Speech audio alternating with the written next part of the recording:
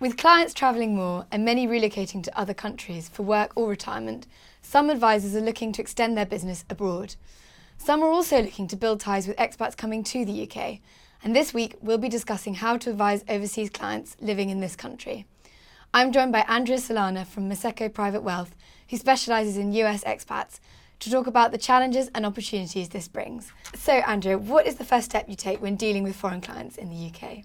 I think that the most important first step is really to gain a good understanding of what the client's existing connection to other jurisdictions really are. Where are their existing assets? What is their tax residency, the cost structure, the base currency of their investments? And then really gaining an understanding of what their ongoing connections to a jurisdiction is going to be. So what are the most important issues to be constantly aware of? Some of the most important issues really have to do with ongoing reporting requirements and the tax implications associated with the various jurisdictions that the client might be associated with. So for instance, we primarily deal with US connected clients, and as such they will always be connected to both the UK and the US while they're living in the UK. And some assets that you might invest in the UK will have tax implications in the US and vice versa. And so you want to make sure that the tax efficiency of any advice and the overall portfolio structure is really at the forefront of what you're doing. I think the other thing that's really important to make sure you take into consideration is the long-term residency intentions of the client. Basically, because a lot of the foreign clients will fall under the non-dom rules, you want to understand exactly how long the client has been resident here, and also things like whether or not they want to bring additional funds into the UK at a certain point in time.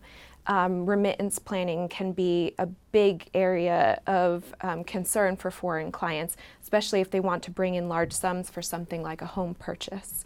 So do you consider a client's international assets separately from the UK assets, or do you look at the whole portfolio together? By ensuring that we look at everything from a holistic perspective, we're able to make sure that we maximize the planning opportunities for the clients.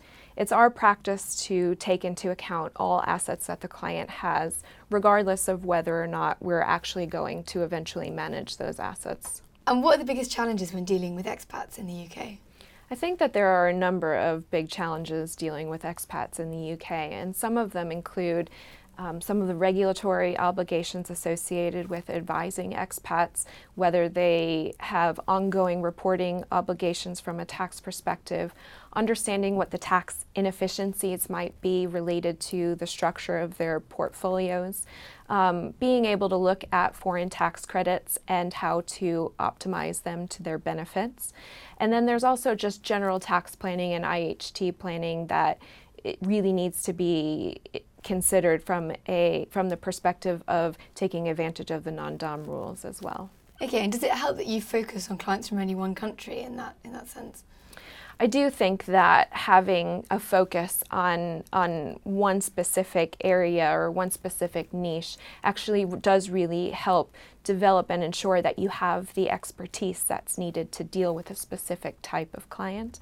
I think that clients really find it valuable to be able to speak to one person who has a very knowledgeable base of cross-border issues and can help them develop bespoke and optimal solutions for them to deal with both sides of the equation when it comes to their home country and where they're living now. So do you think it's increasingly important to have a global outlook as a firm? The world is becoming more and more global. People are moving to different places, and people have different intentions in terms of whether or not they're going to remain overseas or perhaps go back to their home countries at a certain point in time.